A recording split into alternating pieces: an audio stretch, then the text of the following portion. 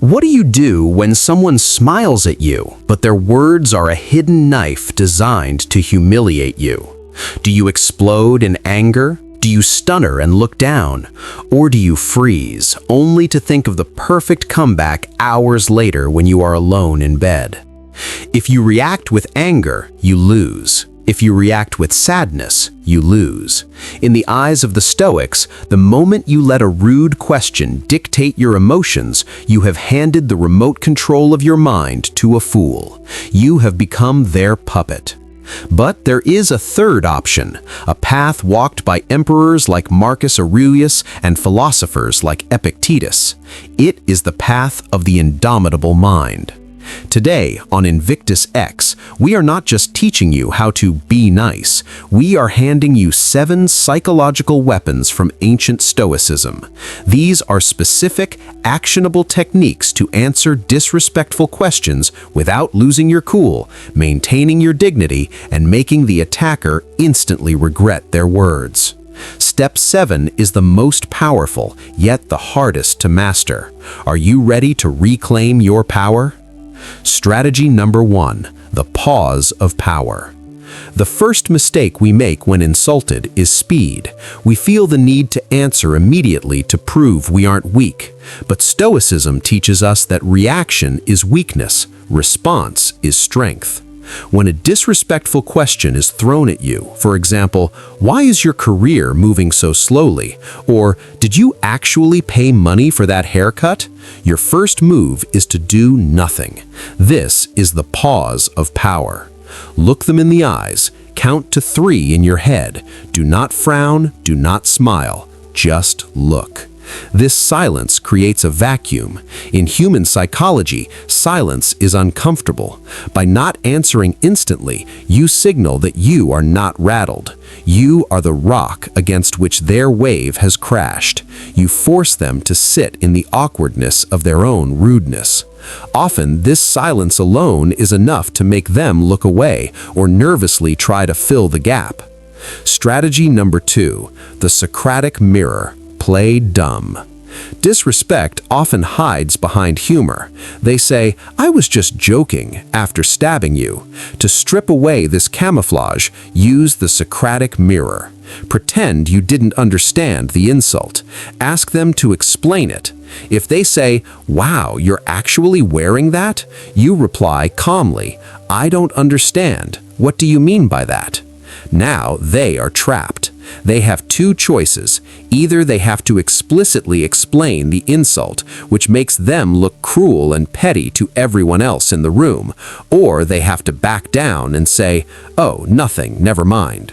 By forcing them to explain the joke, you destroy the joke. You have taken the arrow they shot at you and handed it back, point first.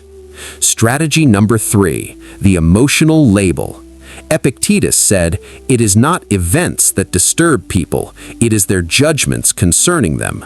Sometimes the most powerful way to answer a rude question is to ignore the question entirely and address the emotion behind it. This technique is called labeling.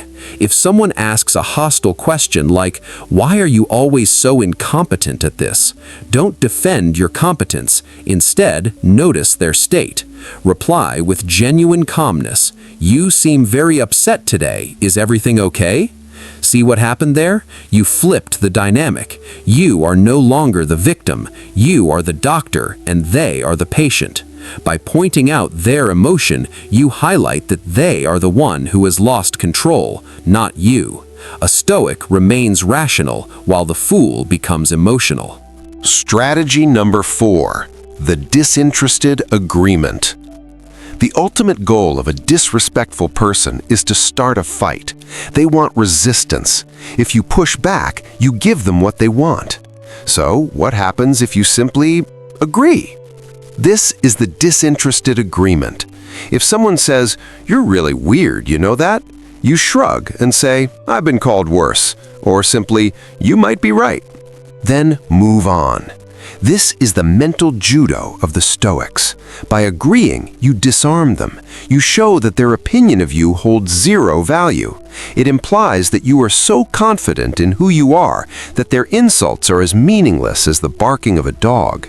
As Marcus Aurelius wrote, the best revenge is to be unlike him who performed the injury. He wants a fight? Give him fog. Strategy number 5, the factual correction. Sometimes a disrespectful question attacks your character or your work directly. In these cases, you must be the voice of objective reality. Stoics love truth. If a colleague asks in a meeting, "Did you even prepare for this, or are you wasting our time?" Do not get defensive. Do not say, "How dare you?" Instead, strip away the emotion and stick to the facts. Reply, "I spent 3 days on this report. The data is on page 5. If you have a specific question about the numbers, let's discuss it. Otherwise, let's proceed."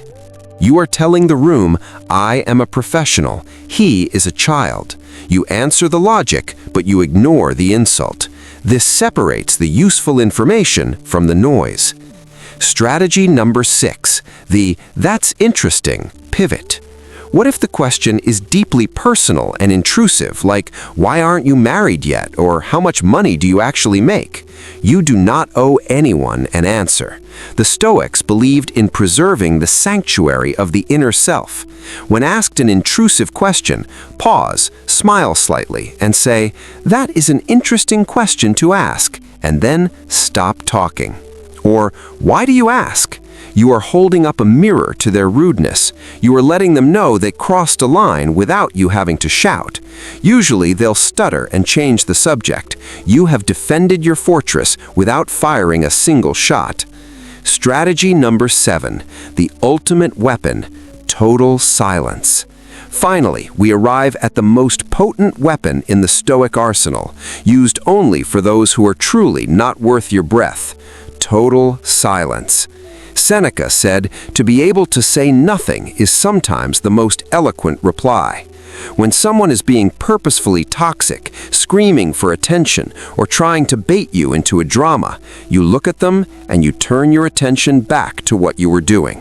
You don't storm off, you don't roll your eyes, you simply continue your existence as if they were not there.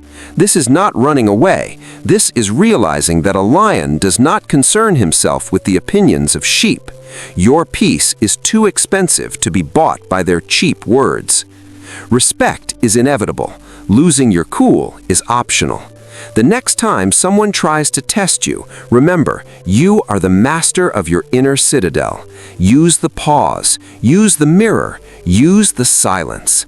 Which of these 7 strategies will you try first? Let me know in the comments below. If you want to build a mind that cannot be broken, a spirit that is truly invictus, make sure to subscribe and turn on notifications. Join us and become the master of your fate. Until next time, stay strong.